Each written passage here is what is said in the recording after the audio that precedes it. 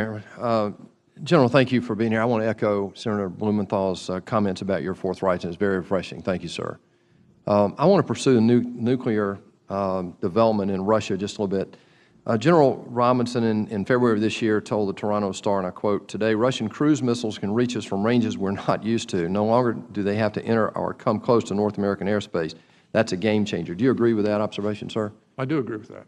Sir, in 2012, the National Intelligence Council report stated, quote, "Nuclear ambitions in the U.S. and Russia over the past 20 years have evolved in totally opposite directions. Reducing the role of nuclear weapons in the U.S. strategy is a U.S. objective, while Russia is pursuing new concepts and capabilities for expanding the role of nuclear weapons in its security strategy." Do you identify with that observation, sir? I do, and I can't help but look at history and say when we started to de-emphasize nuclear weapons, our adversaries, not just Russia, but all our adversaries started to modernize and build up their nuclear capabilities. There's some correlation to North Korea development and Iran. There is. And look at the China. timing, and China. Yes, sir. Well, we've seen in Russia then, by 2020 it's projected, I think, that Russia's nuclear triad, 70% of its nuclear forces will be replaced by new systems. Sir, if we continue on the current path without a major radical change, what percentage of our triad will be supported by new systems? By what date? By 2020, which is the estimate in Russia. 2020, 70% of their triad will be new. We won't be modernized by 2020. Right. Then I look at the INF treaty to develop nuclear ground weapons. These are all things they've done just in the last 4 years. Violated the INF treaty, we talked about that. Their expanded deployment of air and sea-launched nuclear cruise missiles, not limited by the New START treaty. You know, what they did in Crimea, they're threatening our allies with nuclear attack. They're actually using it in rhetoric openly now about intermediate controlled nuclear acceleration to to get a deceleration in aggressive posture. But they've also developed things in the sea, underwater nuclear drone, the new nuclear submarine. So my question is, all of this rhetoric, the buildup in cruise missiles, intermediate range nuclear-tipped cruise missiles, and their modernization of their nuclear force, what does all this suggest about the role of nuclear weapons in Russia's nuclear or their total national security strategy? So it suggests that the nuclear weapons are a primary element of their overall national security strategy.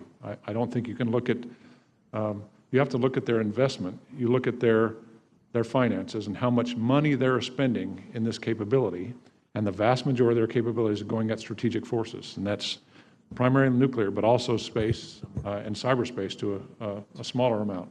But when you put those pieces together, you can't help but say that that is their strategy for national security.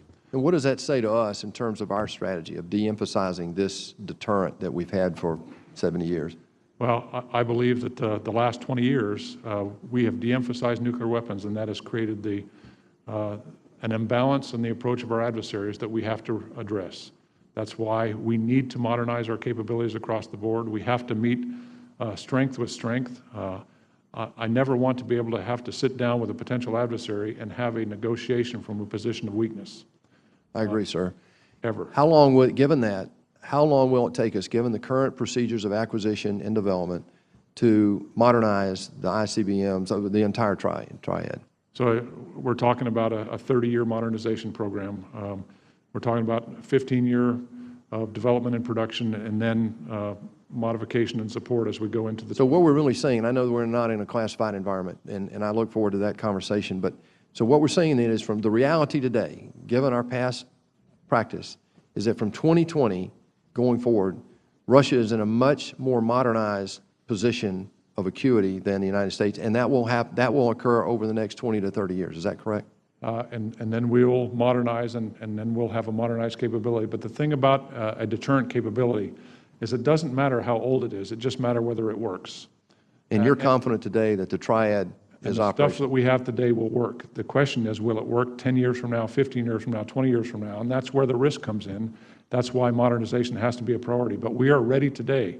The force is ready today. The force is motivated and understands they're the critical element of our nation's security. And that's comforting. And I have one last question.